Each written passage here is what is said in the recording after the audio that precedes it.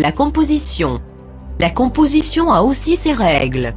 Une bonne répartition des parties de l'œuvre, la définition de leurs interconnexions, leurs proportions, leurs plans spatiaux, les coloris.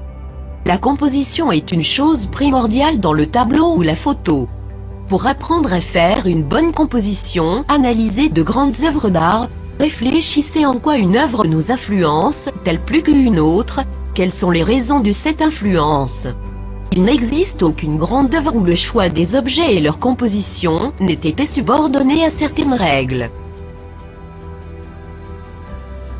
Pour apprendre la composition, nous allons analyser ensemble une nature morte du peintre français, Jean-Baptiste Siméon Chardin. L'artiste a choisi pour sa nature morte une marmite en cuivre, un poêlon, un creuset à épices, 3 œufs, 2 oignons, 2 poireaux et un pain. Tous les objets ont des formes différentes. Maintenant regardons si le peintre a mis ces objets dans cet ordre par hasard ou consciemment. Comment il a organisé la composition de sa nature morte? Pour répondre à cette question, essayons de comprendre dans quelle mesure cette composition est logique et naturelle. Est-il possible de composer une nature morte de 2 ou 3 objets? Oui. Essayons de les disposer de cette façon. Mais si l'on les combine autrement, c'est plus naturel et logique. Pourquoi? Parce qu'il y a plus de lien entre les objets. Dans la première illustration, on voit 2 objets séparés. La marmite ne touche pas le creuset à épices. Ils semblent isolés. Sur la deuxième image, la composition des objets est plus riche. Ici, on voit que le creuset à épices touche et cache une partie de la marmite. On voit la combinaison de 2 formes différentes et de couleurs différentes. Essayons de changer la composition en mettant à côté du creuset à épices 2 oignons.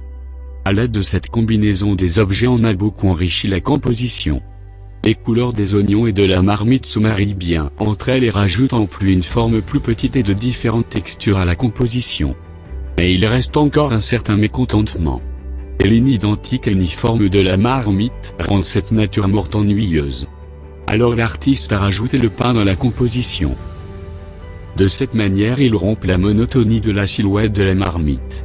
La nature morte devient encore plus intéressante. Le pain, qui a une forme complexe et une couleur claire, complète la gamme de couleurs. En plus de cette manière, l'artiste a créé le fameux triangle, la composition le plus utilisée par les peintres. Mais l'artiste n'est pas encore totalement satisfait. Il cherche une forme qui lui permettra de réunir les objets et il rajoute les œufs et les poireaux. Les œufs indiquent le centre de la composition, réunissent les objets, et rajoutent des contrastes dans la composition. Les poireaux font la diagonale, qui réunit la partie droite et la partie gauche de la nature morte. Si l'on regarde bien cette nature morte, on verra qu'elle est insérée dans un triangle. Cette forme idéale de la composition est la plus souvent utilisée par les peintres et les photographes. Il n'y a aucune grande œuvre d'art où le choix des objets et de leur position sur la toile ou la photographie ne subordonne pas aux lois de la composition.